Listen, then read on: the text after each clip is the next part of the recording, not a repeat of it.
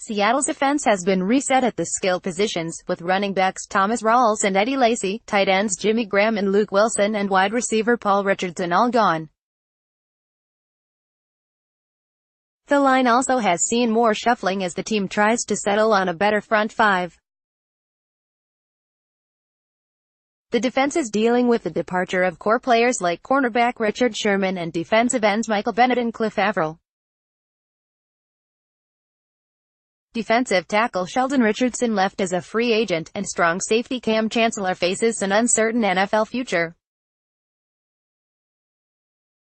On top of all that, Brian Schottenheimer replaced Darrell Bevell as offensive coordinator, and Ken Norton Jr.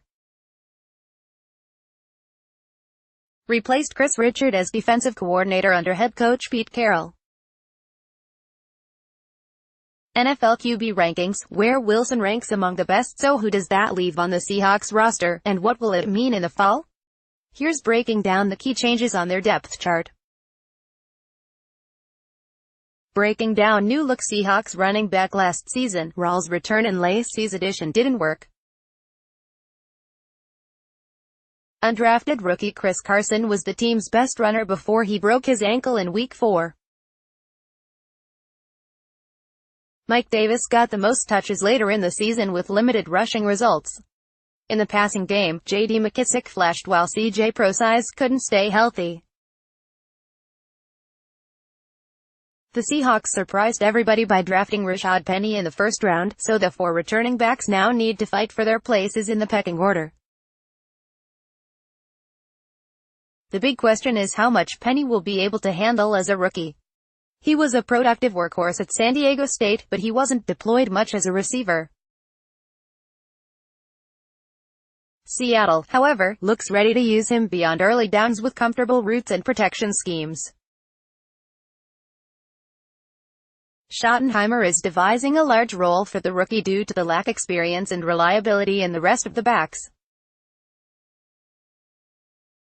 The Seahawks have been desperate for a back capable of staying on the field through every down and distance since Marshawn Lynch. Don't be surprised if they use Penny as if they think he can be the sequel to Beast Mode. Carson, despite the injury, should stick on the roster as the backup.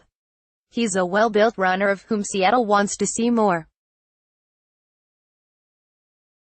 As for Prosise and McKissic, there might not be enough passing down work left for them, but they provide some position versatility. And McKissic has some special teams value. One could be considered a hybrid to classify among the wide receivers. Russell Wilson needs better rushing support, and with other factors lessened around him, Penny shining immediately as a co-centerpiece of the offense would be huge for Seattle. Wide receiver Paul Richardson showed his promise as a field stretcher last season, but he didn't do enough to be retained for a high price. Doug Baldwin remains the firm, savvy no.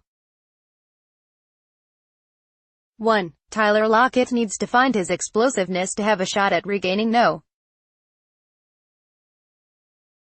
2. Brandon Marshall, Seattle's late free agent signee, isn't much of a threat coming off toe and ankle injuries at age 34. Should he make the team, Marshall's size and hands will be situational help in replacing the red zone void left by Graham.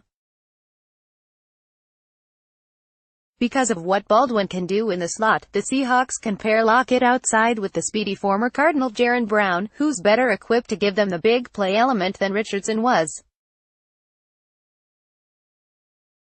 The Seahawks want to be more balanced to take pressure off Wilson, who has proved he can get the job done with lesser receivers. Drafting Penny helps the QB more than losing Richardson hurts him.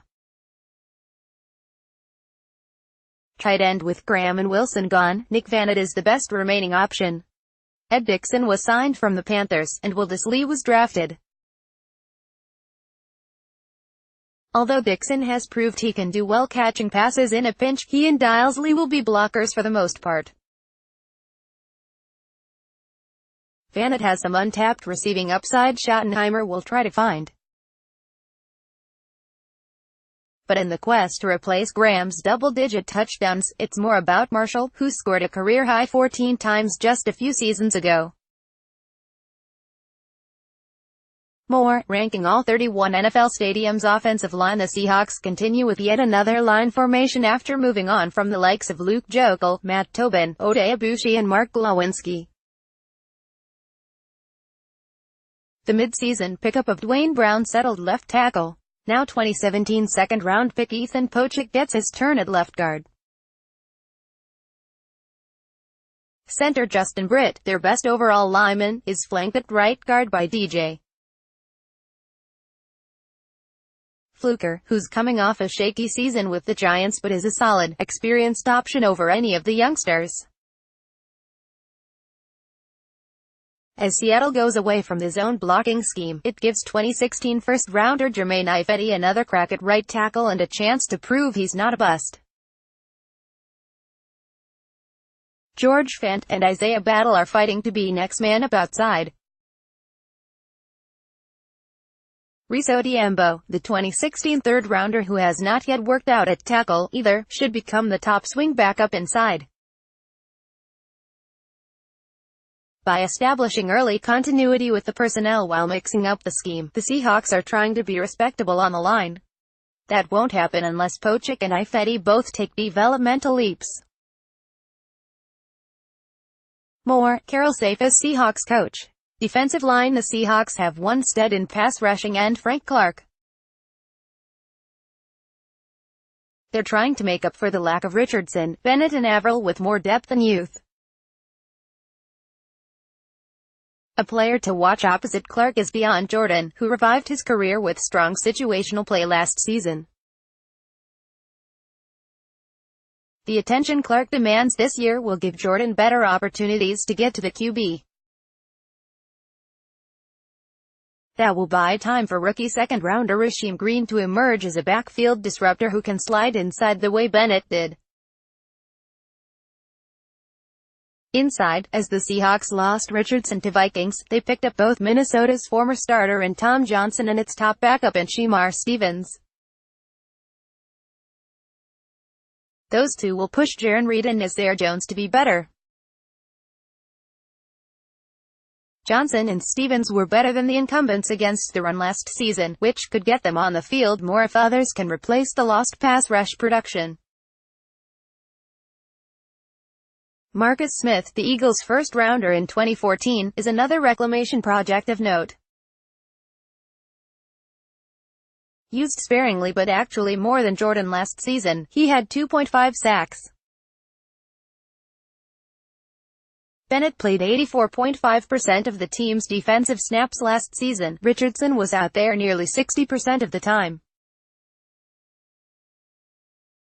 It won't be easy for Seattle to fill those big shoes. There's a fair mix of candidates to get the job done, but Seahawks will have a hard time avoiding some sort of drop-off up front. Linebacker. The Seahawks still have an elite ground-covering middle linebacker in Bobby Wagner. KJ Wright remains close to elite on the weak side, too. Those two won't let up. The strong side, however, is starting from scratch. Michael Wilhoit wasn't resigned, and Terrence Garvin landed with the Dolphins as a free agent. The best returnee, DJ Alexander, played almost exclusively on special teams last season. Such a void prompted the signing of Barkevious Mingo. Given how great Wagner and Wright are, the Seahawks could afford to take a chance on the former Colt and 2013 first-rounder of the Browns. File Mingo with Jordan and Smith as players trying to boost Seattle's pass rush on third downs. That's a big ask because Mingo at best has been a plugger in 3 to 4 schemes, with only 9 sacks in 5 seasons. If Mingo doesn't pan out, rookie Shaquem Griffin should get a path to key snaps outside. The Seahawks' front seven includes several unpredictable pieces. They're hoping Norton Jr. can put together a pretty picture without creating more of a puzzle. Secondary. The Legion of Boom ended when Sherman was released. On the same day, the team cut another familiar cornerback in Jeremy Lane, and a few days later, it parted ways with Deshaun Sheed. Seattle now is set with one starring corner, second-year rising star Shaquille Griffin, who started 11 games as a rookie and played 80% of the defensive snaps, fifth most on the team. The battle for the other outside job is between Byron Maxwell, Justin Coleman and Nico Thorpe. Maxwell has experience and played well last season, but he's 30. Coleman has good all-around attributes, but it's hard to take him out of the nickel role he aced last season.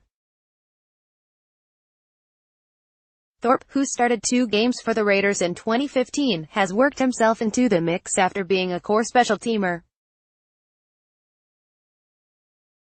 The money is on Maxwell, but look for Thorpe to at least entrench himself as the dimeback over scheme-based addition Dante Johnson, a former 49er. Coleman was a priority re-sign, but he is too effective in the slot to move. The door is also open for big rookie Trey Flowers to get a role soon should he develop quickly. The Seahawks hope for better trends at safety. Earl Thomas wants a new deal ahead of his free agency in 2019 and still could be traded. Chancellor wants to keep playing, but that won't happen unless he's cleared neck about a month before training camp. Seattle retained its Chancellor insurance Bradley McDougald in free agency.